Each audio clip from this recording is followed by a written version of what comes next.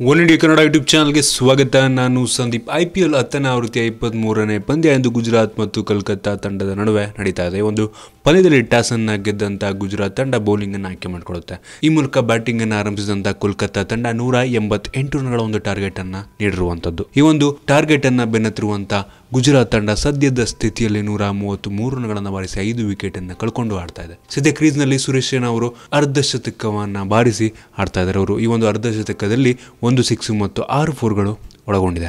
ಗುಜರಾತ್ ತಂಡದ ನಾಯಕರಾಗಿರುವಂತಹ ಸುರೇಶ್ ರೈನಾ ಅವರು ಈ ಒಂದು ಗೆಲುವನ್ನು ಸಾಧಿಸಲು ಪ್ರಯತ್ನವನ್ನ ಮಾಡ್ತಿದ್ದಾರೆ ಅಂತ ಹೇಳ್ಬೋದು.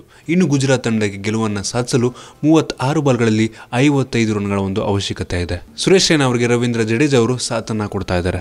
ಕಾದೊಂಡು ಬಕ್ಕಿದೆ ಗುಜರಾತ್ ತಂಡ ಈ ಒಂದು 188 ರನ್ಗಳ ಒಂದು ಟಾರ್ಗೆಟ್ ಅನ್ನ ಚೇಸ್ ಮಾಡುತ್ತಾ ಅಂತ. ನಿಮ್ಗೆ ಇದ್ರ ಬಗ್ಗೆ ಅನಿಸುತ್ತೆ ಕೇಳಿದ್ರೆ ಕಾಮೆಂಟ್ ತಿಳಿಸಿ. ನಿಮ್ಗೆ ಏನಾದರೂ ವಿಡಿಯೋ ಇಷ್ಟ ಆಗಿದ್ರೆ ಲೈಕ್ ಮಾಡಿ, ಶೇರ್ ಮಾಡಿ. ಇದೇ ರೀತಿ ನಮ್ಮ ಬೇರೆ ಬೇರೆ ವಿಡಿಯೋಗಳಿಗೆ ಒನ್ ಇಂಡಿಯಾ ಕನ್ನಡ ಯೂಟ್ಯೂಬ್ ಚಾನಲ್ಗೆ ಸಬ್ಸ್ಕ್ರೈಬ್ ಮಾಡಿ. ಧನ್ಯವಾದ.